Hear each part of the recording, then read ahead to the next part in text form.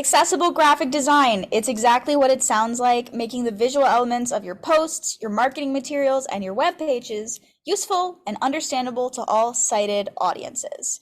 Why? Low vision and colorblind audiences could really use it because their eyes need the design to be conducive to the way that they process visuals. Dyslexic audiences and people with comprehensive and cognitive disabilities. The way that their brain receives visual information requires that the visuals are presented in a certain way in order for it to be comprehensible and understand and useful. How do we do that? Large text in dyslexia-friendly fonts. You might not have known this, but certain fonts are actually super anti-dyslexia. So I generally recommend sans serif fonts for people who are not font nerds. The difference between serif and sans serif is that serif means the words have sort of little edges, the letters have edges to them. You'll notice that the A's are formed in a certain way. If you were to look at, so I've used a sans serif font to make this presentation accessible. So there are no serifs on this text, but this H would have edges to the top, the W's, the A would be like have more things like this little tag here. Those fine details of the letters, those serifs, can actually make it harder for dyslexic folks to comprehend them. Include clickable links, even if they're a part of your graphic. If someone can't see the link properly, if they are unable to access, if they're not able to just like type out the link themselves for any reason, it's just useful to put the link somewhere where they can click on it instead of trying to figure out how to get there from what you put in your graphic. Contrasting colors, this is a big one, and I'm about to do a bunch of demonstrations on the next slide.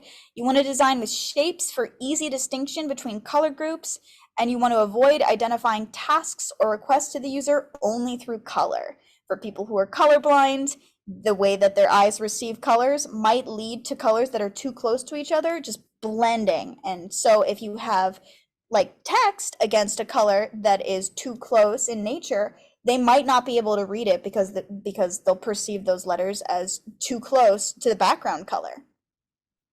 If you'd like to use ASCII art, so I'm going to click on this link to show you what that is. That is when people form images through the use of textual characters.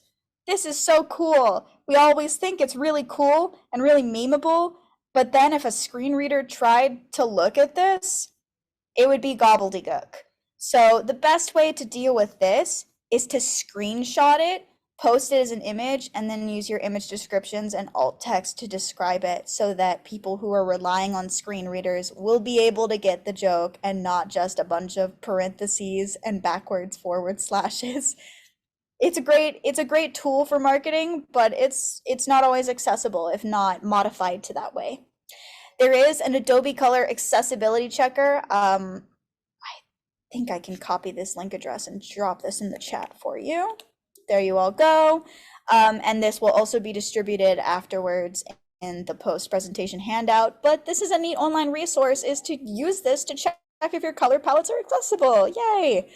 And then lastly, use visual icons in addition to text for clarity of meaning. It can be really helpful for autistic audiences, for example, to have reinforcement from visuals with your text to make sure that everything is conveyed in a way that is just absolutely understandable.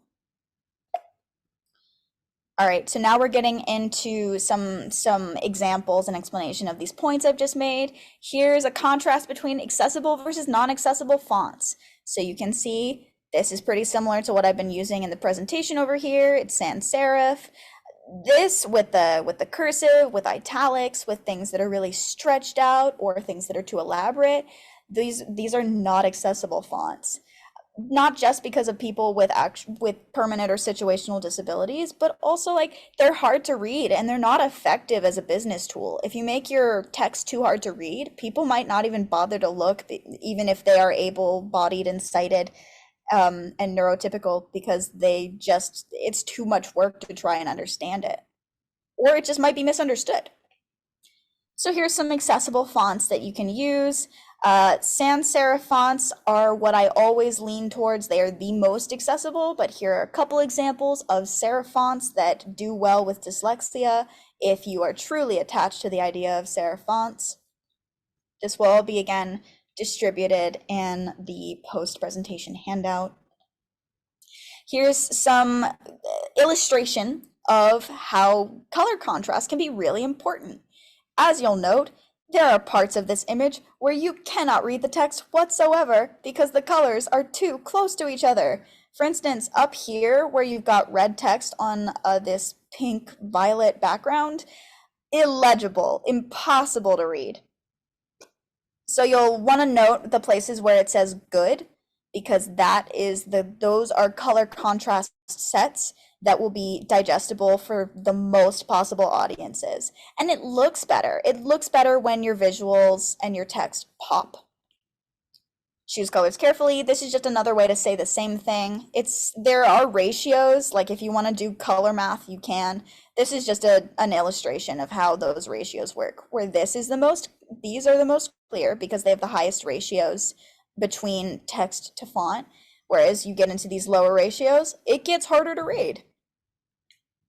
And don't rely on colors alone. Like I said before, the visual icons can be really helpful to give directions. If you want something to say done or delete or bookmark, these icons can be really helpful to convey what you mean by your text, in addition to these being really clear and easy to read.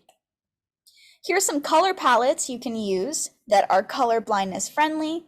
Again, this will go out in the presentation after, but just for an example, you've got Zesty. For those of us with normal color vision, this is orange, purple, blue, light blue, and dark blue. And here is how it appears to people who are unable to perceive red light or who are unable to perceive green light. So they're still distinct colors, even though they look different. Here's the retro color palette: dark purple, bright red, a tealish blue, and like a cream. Still very legible even without red or green light. And here's some more corporate color palettes and elegant color palettes. We've got like this gray, like this brownish gray, a cream, a light blue, a dark blue, and we've got a light teal blue, a darker cream, a tan, and a black. So these palettes will all work for colorblind audiences of various degrees. And here's some examples of using icons to help reinforce what you are trying to convey through text. So we've got, for instance, a morning routine graphic where you use icons to say shower, gym, work, all of these things. And here's something about symbols that are commonly used to represent certain ideas.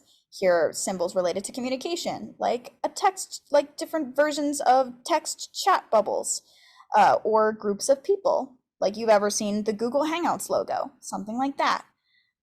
All of this is pretty self-explanatory. I'll let this sit for a moment so y'all can just absorb it. And again, this will be sent out after the presentation for y'all to check out.